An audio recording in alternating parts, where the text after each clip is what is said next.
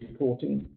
And we've got a good number of people in our teams who are both technical and also our accountants. So in terms of the domain knowledge, we are specialists in this area, and also with the technology that we use, which, like I say, is actually some SAP technology, the SAP BPC product.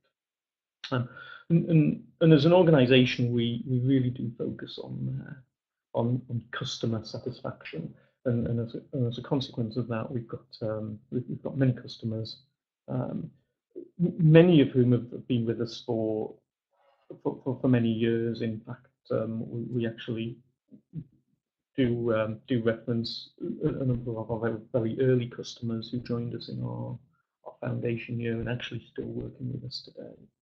And that is a reflection of the fact that when we do work with people, we strive to actually solve your problems for you and continue to provide value throughout a life cycle. So that's all we're going to say about who we are, just as an introduction. And obviously we have a website which you'll all pass through on the way to registering here, in which we have much more information about ourselves, should you be interested. So I'll move on to talking about the actual template itself, and just give you an overview first of what it is, and just spend a couple of minutes describing what's actually included within it before moving on to actually showing you the software itself running the solution. So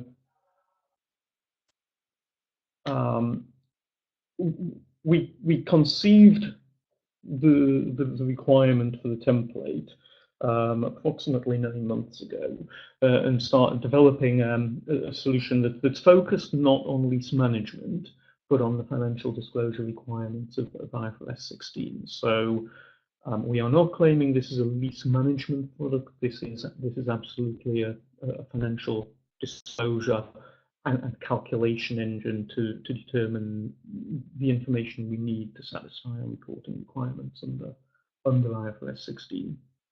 It has been built in the SAP BPC technology, and therefore any users familiar with that or currently using that can actually access it remarkably quickly and easily. Users who haven't got BPC already, obviously they can benefit from it with a slightly longer time, but actually that can literally be deployed in days to benefit from this specific capability. But it has been developed as genuinely a plug-and-play solution, which is designed to fit inside any existing application. So it makes no difference what your existing charts of accounts are, whether you've got single or multiple applications, and things like that. All of the components are designed to work using properties and variables that allow you to configure it, or allow us to help you configure it, to be directly connected through to an existing solution. It supports the ability to integrate from any source systems, be they formal lease management products and formal lease management tools, all the way through to effectively manual input. And our demonstration today, whilst we could load data, our demonstration for the purposes of looking at what's happening, we'll use the manual input form so that you can see what's going on. But all of the things we do could just as easily be could be integrated with any number of source systems, and that could be variable source systems as well. So it's not limited to a single system. And also at the output end, we feed directly and enable reconciliation with existing consolidation models, so that we understand the actual disclosure at the final output end of the reporting cycle. And also enable export of journal information. So if we've got single ERPs and multiple ERPs, the financial information can actually be exported potentially even an individual lease transaction level to those ERPs, enabling things, for instance, such as reconciliation of actual payments against anticipated payments, for instance, and also benefit from streamlined loading back into consolidation over reporting solution, including bonus information such as intercompany counterparties for subleases, etc. We do, as part of the initiation process, we do enable calculation of the different transition options, and therefore, should you still be going through a process of amending the transition, you can actually understand what are the impacts of the different positions on our overall balance sheet and P&L position, and therefore understand or support a decision on the actual transition being made. Okay, so for those people on the call who understand the architecture of BPC, we have included just a very high-level view. We sit the IFRS 16 model within an existing BPC environment. If that already exists, it has delivered logic to post through to consolidation. The final answers capitalizes on existing rate information for currency conversion and things like that. It enables linking through to target systems, for instance, lease management systems or SharePoint folders or the CMS systems to access documentation, so you can link through from a lease to its source documentation. And it grants you access to the information via the standard BPC reporting tools, which include browsers, BI tools, but also we'll see today quite extensively use of the Microsoft Excel client to actually act as the interface to the application itself. And we see across on the left-hand side there the dimensionality that we're using, capitalizing, for instance, on existing categories, potentially entities and intercompany counterparties, but also storing specific information required for our lease management. So, for instance, lists of our lease asset categories, which may be categories and subcategories, supporting all of the accounts we need for the calculations we're going to do. Currency. We are obviously also calculating balance sheets and balance movements, which we do not just in current period, but potentially all the way out to the end of our leases. And we do that via the flow process through the movements.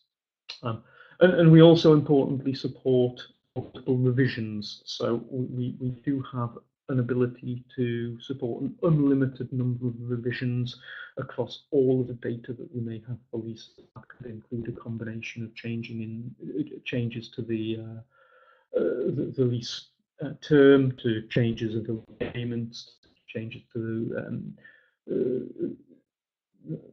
indexation values, to the discount rate applied to the finance calculations, etc. And we'll also calculate through the interest versus capital split based on payments, etc. So, and those are all updated on the revisions as we process them. So that at a high level is our view of the architecture of the solution, and we'll see that being used. And of course, we have a summary here of in terms of what it's actually calculating, and like I say, importantly, does support the ability to calculate all the different positions at initial load, as well as support revision information, including adjustments to balance sheet and for both asset and liability values as we do revisions. And it will enable you to disclose the lease outputs in not just entity currency, but also all of your reporting currencies, and that will be based on original lease information going into lease currency itself. So we do support lease currency input even into entities where currency is not the same as the lease currency. So in summary, we do support the maintenance, the calculations of all the logic, and at the end of the process, the reporting of all the information we need, and that may include extracts in an electronic or potentially manual journal if that's required, so we can post it into any number of ERPs. So regardless of what your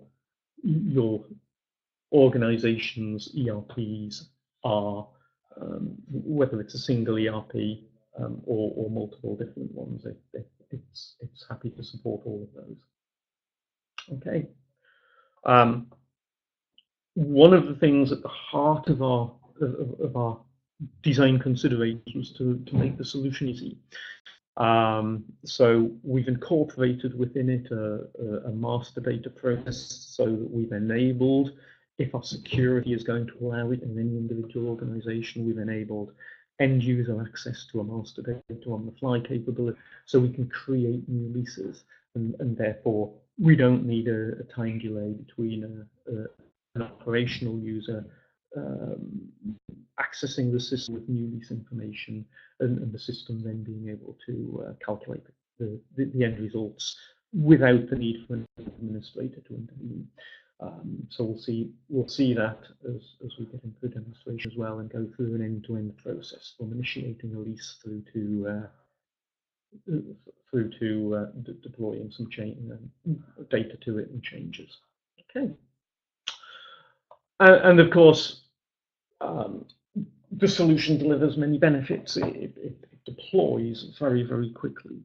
So for BPC cloud customers, it comes as part of the BPC cloud service anyway, but it'll deploy into any existing BPC customer at a very low cost, especially if they already have the software and therefore don't need to buy additional software. Clearly, there is an incremental cost if additional software is needed, but we are looking to therefore manage all of those things to make that as cost effective as possible. And of course, that includes access to existing knowledge, and therefore deployment itself becomes very easy to end users, because we can even sit this inside existing business process flows, for instance, and existing management processes, existing support arrangements, with very, very little change and disruption required. So from that point, we'll launch into a demonstration of the solution. And then once we've done that, we'll open up the floor to questions. So I should be able to access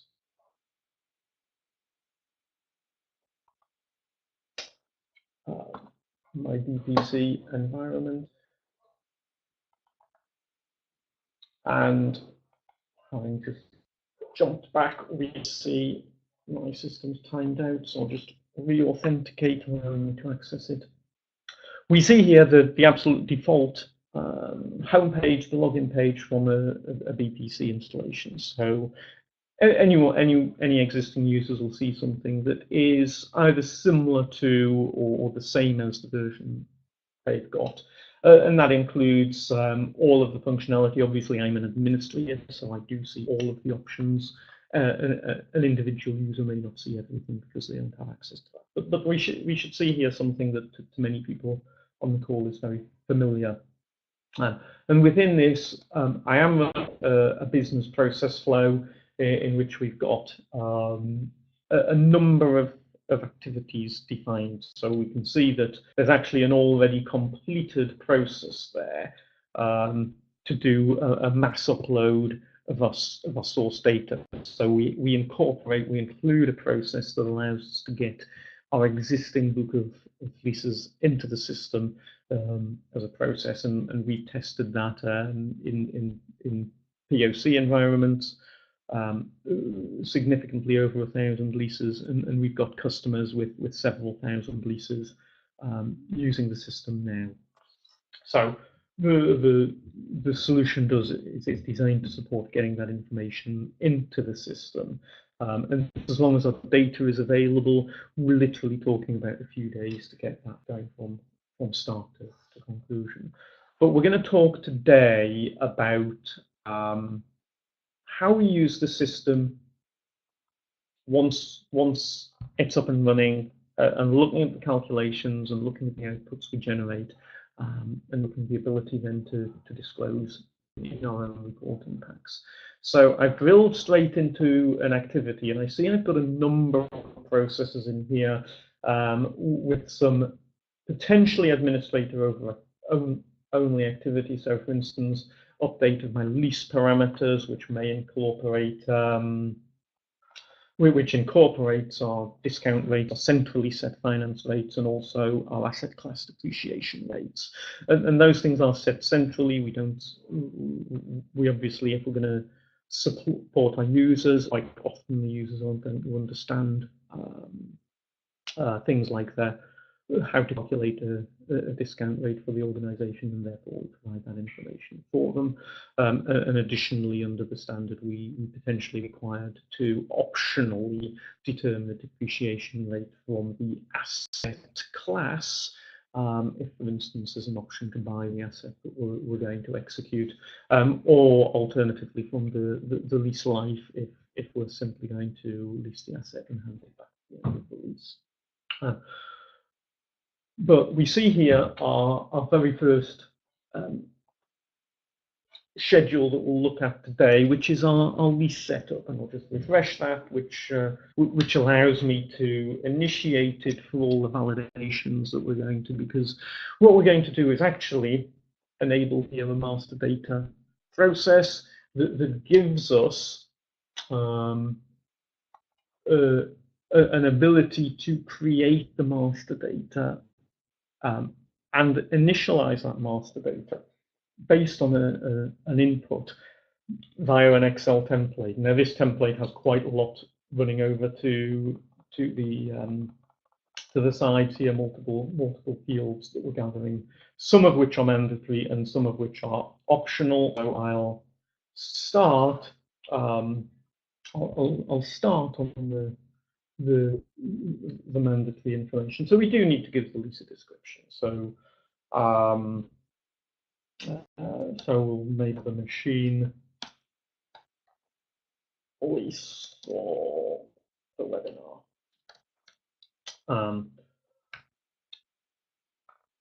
This lease might be initiated today. It's currently 20th of September, so 2018. We know it's all of our users obviously are always going to be absolutely on the ball. So as soon as we've signed the lease, we're going to get it into the system. So that lease has been signed today. We put it in the system, and we'll make it a two-year lease. So it's going to terminate on the 19th of September 2020. And we see as we do that, we've cleared an orange highlight on those cells, because having started the lease, we're doing some validation already that says, have we got information that is acceptable and is complete for the use in the system? And I can see it's still not complete, because a valid question is saying no at the moment, and we can still see there's some orange cells to come. So I'm going to make this lease a monthly lease. We could have had annual or quarterly.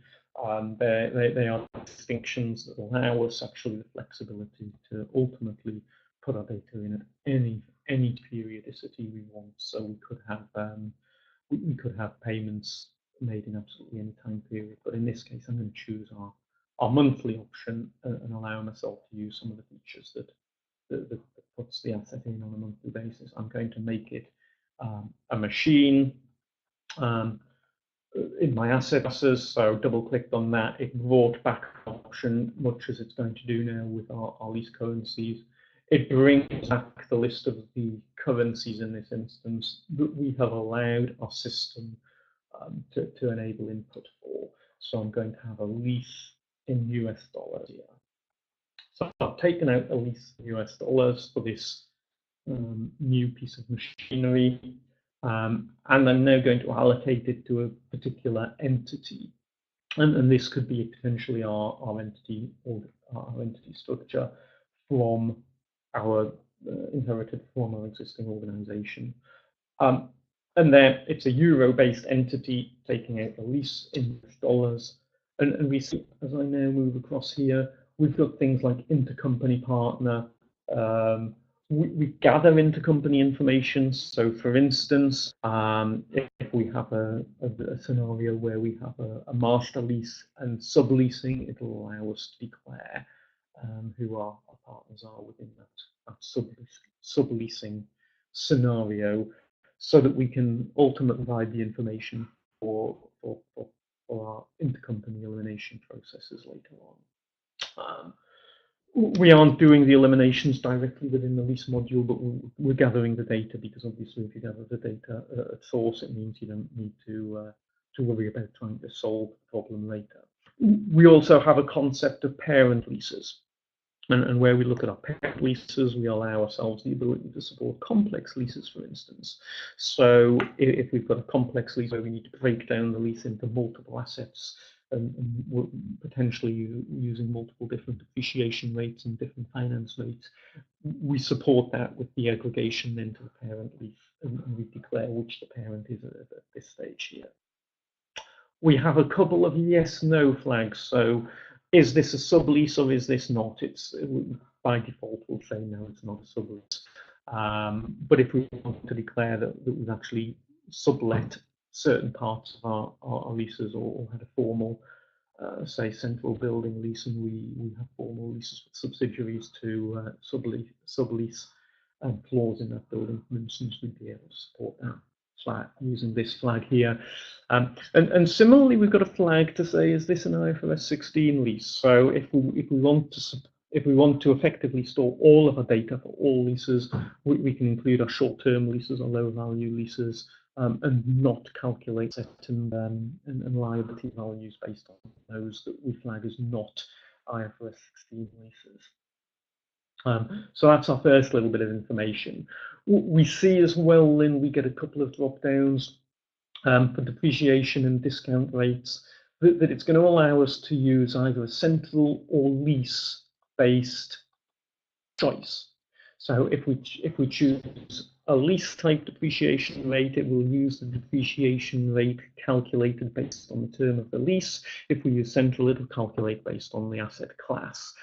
Similarly for the discount rate, if we use a centrally defined discount rate, it'll use the rate that's in our table for our corporate discount rates, which is set by entity and by asset class, and we can then subdivide that further by sub-asset classes. For instance, if we want to have variability in, for instance, based on the term of the outstanding term of an asset, for instance. We then have, and we can now see that a number of these things become optional. We can pre-prepare the system, even at this point where we've got master data set up. We can pre-prepare it with our transaction data, our financial data. So we might put in our lease payments at this point if we've got that information, our indexation amounts and how we apply that indexation, whether it's annual, biannual, monthly, etc. So we've got some options in a number of fields here that we can pre-populate our information with. But we'll not do that, because it will allow ourselves to look at the input schedule shortly, where we would use that potentially as an end user tool to sort that data a little later on. We do allow ourselves additional properties, so we have a number of additional properties where we can simply store some information for reporting, and we see those properties which are custom to your solution. So we've got some example descriptions in here for cost centers, license numbers for car number plates, for instance, etc. And placeholders there for a number of additional ones. And we've got a final field here for lease document. The lease document description here is actually designed to support a URL. So where we have the ability to link to either a lease management system, to a database of lease documentation via a URL query, we can provide that URL link to the documents here. And therefore, once we're in the lease and looking at the reporting of the lease, we can actually access all of that information again at that later stage. So scrolling back across to the start point in this schedule, we've created a new lease information now. We click our add new lease option, just function there, and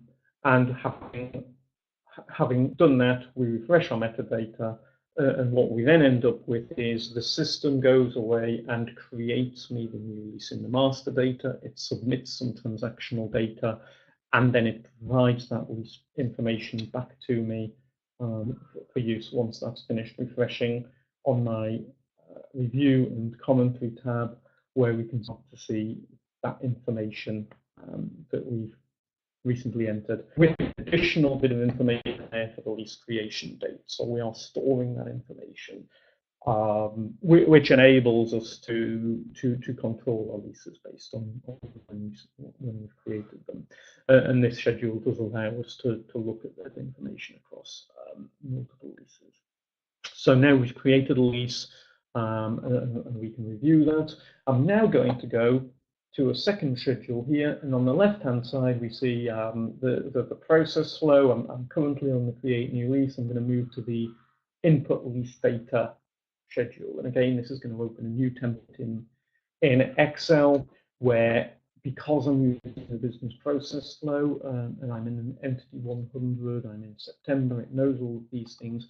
I can simply refresh that, and it's going to go away, fetch that data from the system, so we can do things like submit our lease payment data and our lease information into the system now. So we'll see that in a moment, and we'll be able to see on this particular view, we'll see all of the new leases I've created in my entity for this month. And potentially we've got multiple leases. We've got some that we may have already created earlier in the month, and we've also got the new lease that we've just created now, awaiting the data input. So we should see that in just a moment, as it's completed building the reports in this template, and I can see that I will hopefully won't make it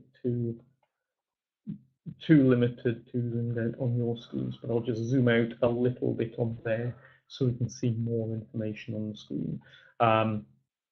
But I can see that I do have a lease that runs from the 19th of September this year for a couple of years in land and buildings. Again, it was in the US dollar, and it already has some payment information in it. And we can see that's already been submitted. But if I can scroll down here, I see the new lease that we've just created, and within this it's pre-populated with some data. So we said we were going to apply the central discount rate, and we said we were going to take the depreciation rate based on the term of the lease, and therefore it's done that. I can now do a number of things. So, for instance, I may want to say that this lease is costing me $1,000, because this is in US dollars per month, as a lease payment. Plus, for instance, we may have a $200 per month service charge, and I'll make that monthly by using this copy function, and I'll autofill that, and the system has now determined that I want to basically spread that information across in a particular way. I might actually also say that in fact we also want an indexation, and by default this is going to apply an indexation on an annual basis. And I can see, if I scroll across here, we've basically made it for the users. So on the anniversary of this lease initiation, we see that the payment, the next payment increases from by the 3% at that point in time. So that's in the September 29 period. Obviously, I'm putting my lease in on today, being September 2018, and that date will be whenever we work in the system. So we've got this ability to prepare that information and then save that data back to the system. So we see all highlighted cells there where we've created new data for submission back to the system. It's now saving that data back to the system. And in a moment, we'll see that then this is completed. And we'll be able to submit some additional information, because we now potentially want to look at things like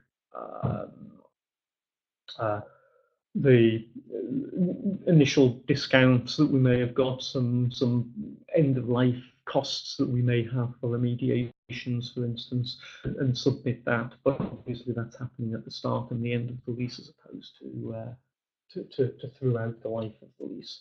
And we could have made those numbers variable through that way, should we wanted. Again, we see the lease that was created yesterday, and scrolling down we see the lease that was created today, and we could enter, we maybe received some incentives for setting up this lease, but there are also some costs associated with this lease in the form of an upfront payment, and that's going to impact the asset value but not the liability. We may have an expectation at the end of the lease that we'll have a further cost for remediation and things like that. Should we be intending to buy the lease at the end, we potentially have a residual value that we're going to be looking at, and therefore again boosting the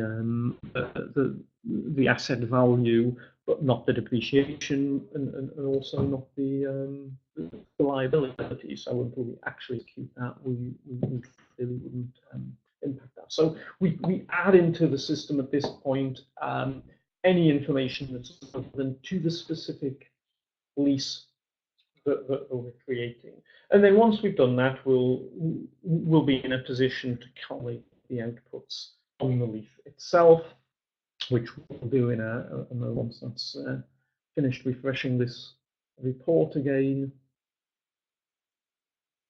And once we've done that, we'll then set it. We'll then go and have a look at the outputs from the report. So that will be there in a moment. So again, all of these things, there was some information on the initial sheet there, which included the service charge. We can automatically include as many different, just for things like variable usage fees, which may be related to mileage, they may be related to consumables consumption, servicing, maintenance, whatever. And each of those have the ability to store a value against them that will then be translated into our P&L. But having submitted all that data, I'm actually going to need to calculate the data for this lease. I'm actually going to calculate it not just for the current month, so I could just calculate current month information, but I want to consider a forecasting scenario. So I'm actually going to calculate this through to the end of the life of the lease itself, so that I can look not just at the current month data, but also at the anticipated life of that lease from now through to its end of term. And if I look at the lease report here, I'll see that will calculate. I'll refresh this in a moment. That will calculate through. I can see we start off with a right of use asset cost determined by the net present value of the payments. We see a right of use asset depreciation, which is determined by a monthly depreciation fee, followed by obviously the opening balance, that giving us the balance sheet movement of our net depreciation, and a book value as well. We also see that right of use asset lease liability, where we've got the liability at the outset of the initiation of the lease, followed by a combination of interest calculation deemed from the discount rate we have, And the capital repayments being the balance of the opening balance, the interest, and again using the standard balance sheet capabilities in BPC to determine that flow. And again, any additional fees that we've got being recorded below. And we see on this example from the lease that was already there, where the payments were actually phased at different points in time through the life of that lease. And we see when we reach the end of that lease, we see that there's no liability remaining because the lease liability was through. And we also see the book value of the asset does drop to nil because there was no retained value in this case. And that's all calculated by the system, and in this case presented to us by the report. I'll just refresh that so that we can see the lease that we just created as well there. So that will show me again in this particular report, shows me all of the leases that we've created in this entity in this month. We have some further reporting later on in the process where we can see all leases, any combinations of leases, and individual lease reports. And we see now, having refreshed that, we have at the start of the lease, we have now all of that information calculated through from our new lease that we've created today, including our balance sheet amounts for our liabilities, the costs for interest, and the P&L charges for our depreciation. Okay, so one further thing that we'll need to do, I haven't done the currency conversion. We've currently got this lease in our entity, in our lease currency only, so I'll just send that system to again convert this lease through to the end of its life, and that will do, and mean we can now report at the entire entity level in any currency we want to see. So we can see that in our entity currency or in any of our reporting currencies. Okay, so that's given us our initial lease position. Obviously, that tells us where we start off with in a lease. But actually, one of the biggest challenges is something changes in the life of the lease. So, for instance, we need to change payments because we change our contractual terms. We want to extend the life of the lease, change the life of the lease, for instance.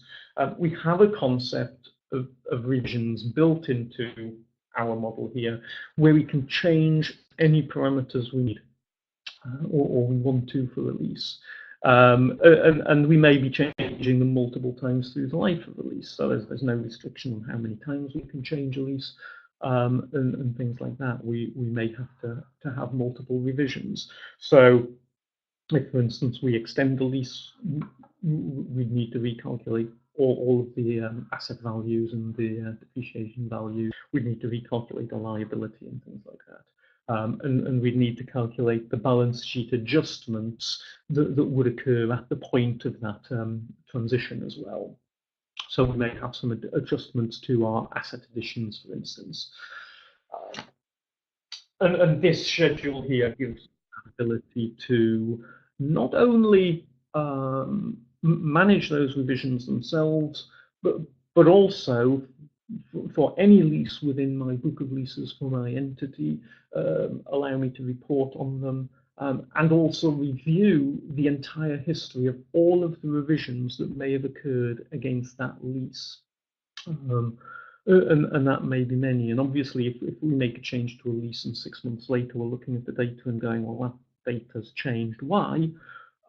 We can actually come back to this report and go and review that and see all of that detail.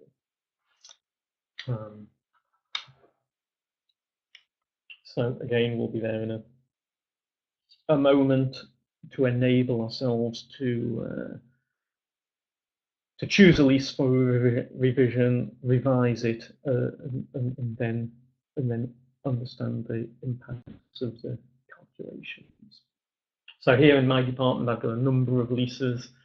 the lease that we just created there for this webinar. I can see that some of these leases have already been revised. This one hasn't yet, so we'll go and do that. And we can see we're storing information about lease information on those leases. So I will just choose this lease here and make a review the reporting for that lease, and enable myself to recalculate it. I think we can see from there that we've got our different asset types. We can see our different leases in different currencies, and things like that. So I haven't clicked on it properly, so it wasn't doing anything. So just going in there and allowing myself to review that specific lease.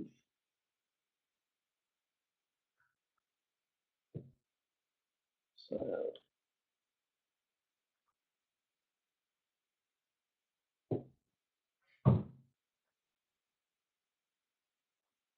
and at this stage, I now see, again, I see all of this information that we originally entered. I also see the report by scrolling down. I can see the additional lease information about that lease that we'd created earlier.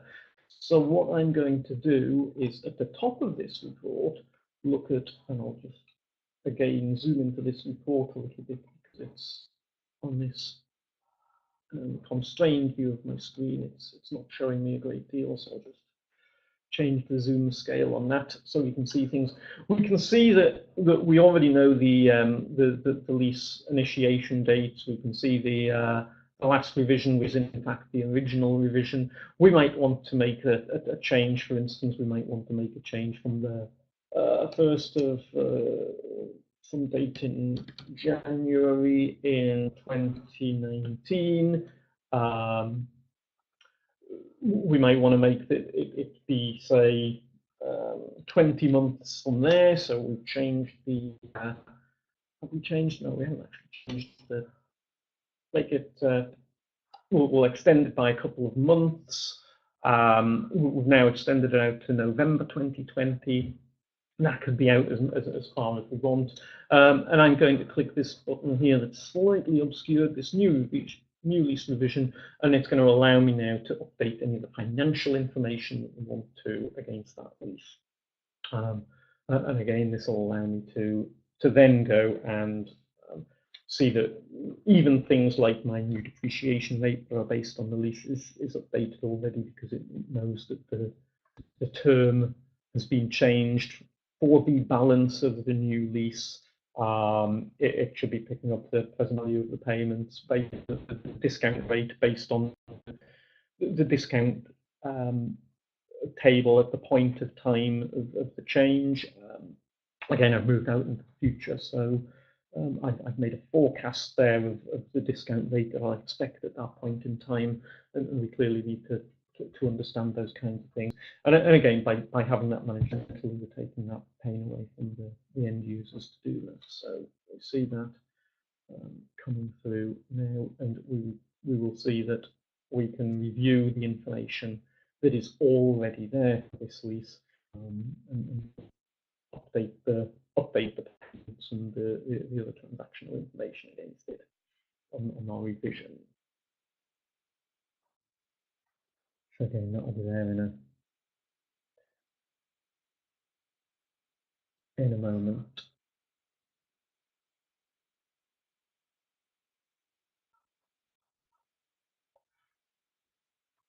Okay. So there we see at the top, I've scrolled up, we see the original information, and January 29 is month 5 of the original information. We had a 6% financing rate at that point in time. We're making a change. We're now going to, for instance, we'll apply a new payment level of, say, 2,500 per month. We may end up with, say, a different service fee. Again, I'll just spread that across the months. We'll submit that data, and we'll save that data, and we get exactly the same process then to update any new initial costs, etc.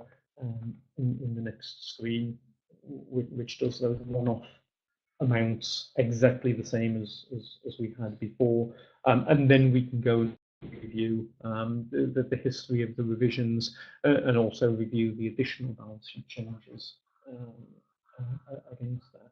And we'll do that as our final stage, so we'll be finished in a couple of minutes on the demonstration stage before we'll open up.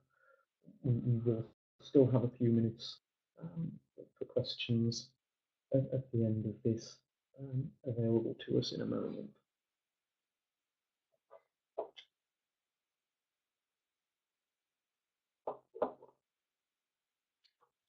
So I'll not make too many other changes to the financial data at this point. We'll just recalculate that again. I'll calculate it out to the end of the lease so that we can see the impact of those changes when we look at the reporting as well. We do have follow-on reporting that aggregates that by asset class, by lease, by entity, and then aggregates of hierarchies within our entities and total asset classes, etc. And reconciliation reporting that is reading directly from a consolidation model as well. So we get to see our data and compare it to our consolidation. So that is just there.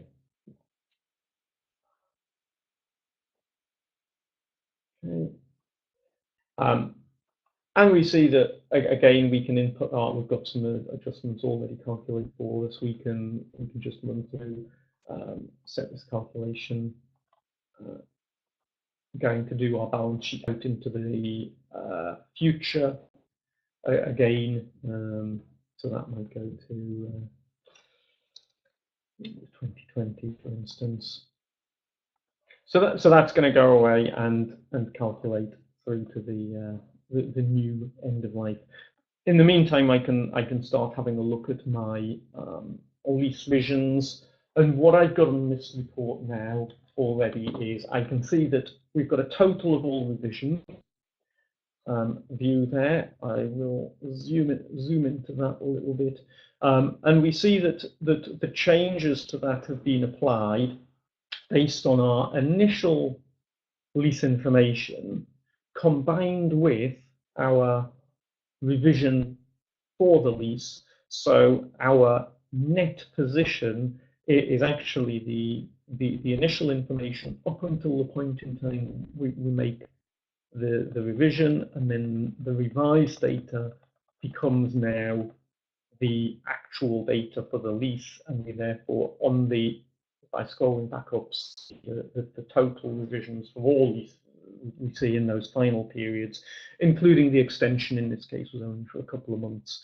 We see that final lease information is now extended based on the new lease values, not based on the original revision, and the system automatically therefore processes all of that back to the individual processes. So jumping back to the single lease schedule, we can start to see that again there is an element of balance. You just need to refresh the data on this. We can now start to see that the balance sheet information at the point of that adjustment has now been updated to reflect the fact that some balance sheet changes. We can see there that the revision information now runs out to the end of 2020 instead of to November 2020 instead of September 2020, and we could use this schedule again immediately to start running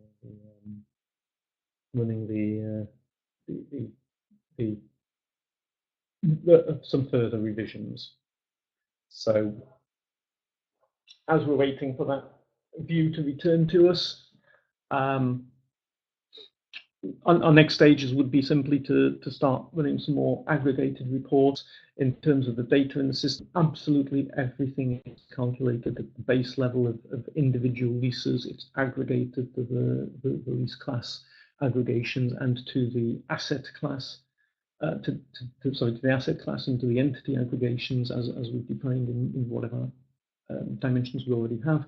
And it will sit within the framework of existing dimensions, should we have them, with options to restrict or to use alternatives should we wish.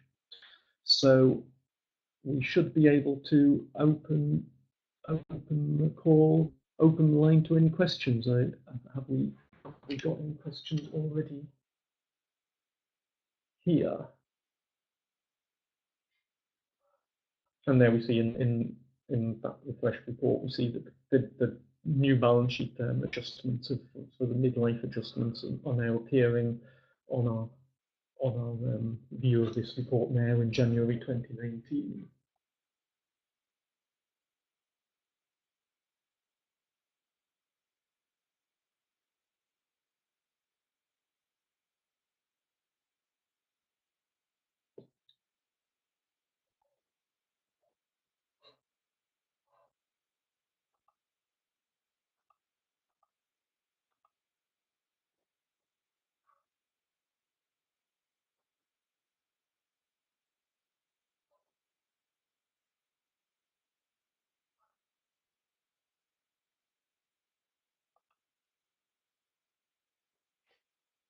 Okay, so if anyone has a question, you can click on your name. There should be a little hand where you can do and ask a question, at which point we should be able to open up the audio so that you can talk as well. So if anyone has any. We have a question from Rama in the chat box. Oh right, yes. So we have a So we have a couple of questions now in the chat box. The first there is from Rama, how long will it take to deploy the solution? Well, the answer to that is it's a little bit variable. So we've deployed it in a few places. We're typically now looking at somewhere in around about 10 days. So that incorporates everything from the initial planning through the actual deployment into an existing BPC environment, and also including loading our initial data. There are obviously some requirements in there to have data available to us, but we do also have an ability to support you with there are templates that we can provide in advance where people can gather data if they haven't already got the data available, and we know that a lot of our customers are in different stages of collecting data, so that tends to be our biggest variable in the overall timeline. So yeah, okay. So we see also another question there from Rama. Is it connected to the SAP asset accounting? So there is there are two things there. The answer is yes, it can be, but we haven't predefined which source systems we gather data from. Quite simply because in the mix of our customers and potential users, there are any number of different source systems, and therefore we don't know necessarily where the data is coming from. So, for instance, it may be in SAP Real Estate Management, it may be in any number of other source systems. It's quite often just in Excel. We've got many people who don't even have any formal system, and that information is just in people's heads around the business and on pieces of paper, and that's still now being gathered. So the challenge is to avoid creating an excessive overall development cost, and therefore try and accommodate whatever might be out there. We accommodated that as part of a deployment, and that can be made as sophisticated or as easy as required, and that obviously we do in conjunction with the customers and would involve potentially involve some integration effort. Yes, so that's that hope answers that one. We've got a question there. Again, is the solution able to deal with both SAP and non-SAP data combined? And the answer again to that is yes. We have no visibility or preference as to where data is going to come from. We anticipate very much in line with a lot of organizations where there are multiple ERP systems feeding a single consolidation solution. We anticipate there'll be multiple lease management systems, manual processes, etc., that could be in SAP and non-SAP environments, and therefore we don't restrict anything. We're looking to be, it is an open aggregation that addresses any number of things, any number of sources. So I'm just looking through. So we've got then also from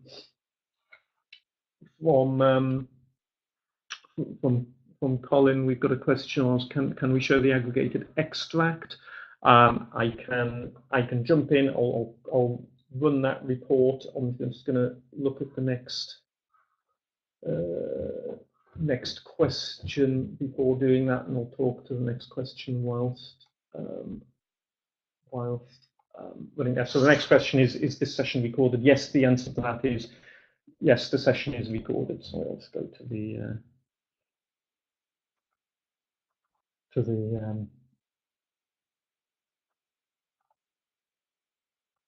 review. Actually, I think I've probably not set you to view my screen, so that is now. I'll just run back to the view of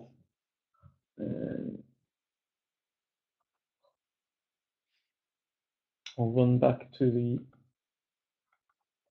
view and transfer us onto the desktop view.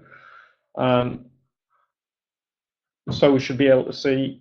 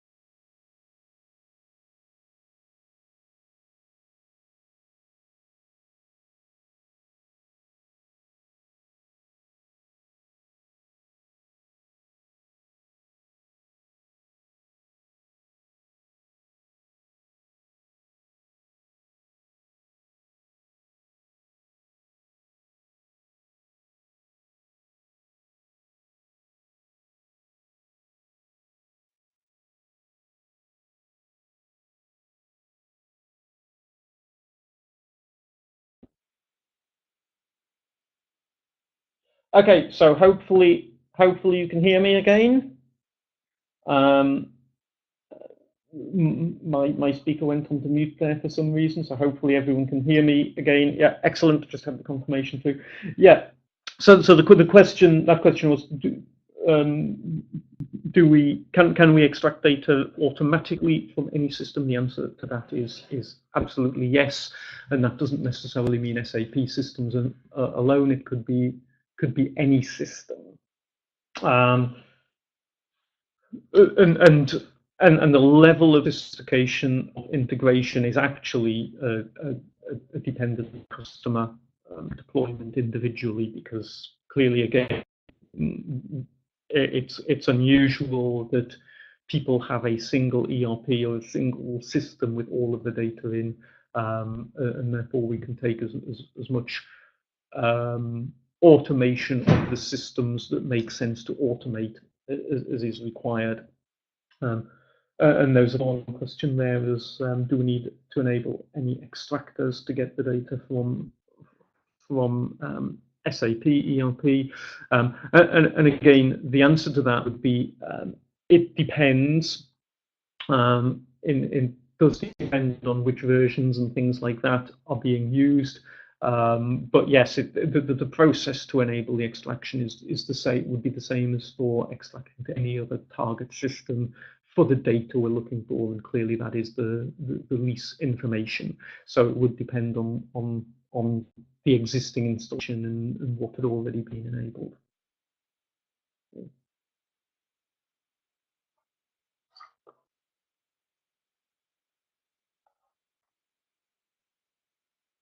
So, oh, so getting a message saying that I've been lost again. Not sure if we can hear now. Okay, so I'm getting messages variably saying that the has gone and it's back. So hopefully that hasn't been too disrupting at the end with sound interruptions. I think we've now had all the questions come through there. If anybody does have any further questions, do feel free to email them through or to phone us. More than happy to take any further questions if anyone does have any. The session recording and our contact details will be distributed later today, so you can review it, and obviously if there is anything that anybody thinks of that they are interested in finding out, we're more than happy to answer those questions about how the solution works or whether it does things in certain ways or not. So yeah. So with that, I will say thank you all very much for attending, and hopefully you've got some useful information there.